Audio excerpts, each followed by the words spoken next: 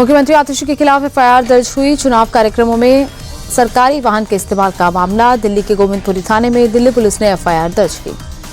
FIR पर CM आतिशी का पलटवार। कहा, प्रवेश वर्मा के पैसे बांटने पर ईसी चुप है, मेरे खिलाफ फौरन एफआईआर। दिल्ली के मुख्यमंत्री आतिशी ने किया नॉमिनेशन। कालकाजी विधानसभा सीट से उम्मीदवार है। सीएम आतिशी पर एफआईआर को लेकर बोले केजरीवाल, बीजेपी खुलेआम पैसे बांट रही है, ऐसे लोगों के खिलाफ एफआईआर क्यों नहीं।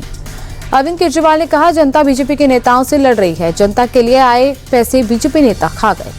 राहुल गांधी पर केजरीवाल का तंज, राहुल पर बोलता हूं, बीजेपी जवाब देती है। दिल्ली के स्कूलों को धमकी भरे ईमेल्स के मामले में दिल्ली पुलिस का बड़ा खुलासा। मेल भेजने वाले छात्र के पिता का अफजल गुरु की फांसी का विरोध करने वाले एनजीओ से कनेक्शन। दिल्ली पुलिस के मुताबिक एनजीओ का एक खास राजनीतिक दल से भी कनेक्शन। धमकी वाली साजिश के पीछे कई और लोगों के भी होने की आशंका। दिल्ली पुलिस के खुलासे के बाद बीजेपी का आप पर सीधा अटैक। सुधांशु त्रिवेदी बोले, आपके कई संदिग्ध एनजीओ से रिश्ते हैं। सुधांशु त्रिवेदी बोले, अफजल गुरु को सपोर्ट करने वाले संगठनों से आपका गहरा जुड़ाव, इस एनजीओ से रिश्तों पर आप सफाई दे, वरना शक और गहरा होगा। दिल्ली बीजेपी चीफ वीरेंद्र सचदेवा, दिल्ली में चुनाव के समय दंगे की योजना, इस देश के दुश्मनों के साथ केजरीवाल की दोस्ती। अलका लांबा ने दाखिल किया नामांकन। केजरीवाल विधानसभा कालकाजी विधानसभा सीट से कांग्रेस उम्मीदवार हैं अलका लांबा।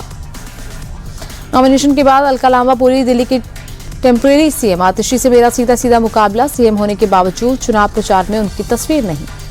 दिल्ली चुनाव के लिए आपका एक और पूर्वांचली दाव। बबुआ फिर से सीएम हुई है टाइटल से भोजपुरी भाषा में लॉन्च किया सॉन्ग।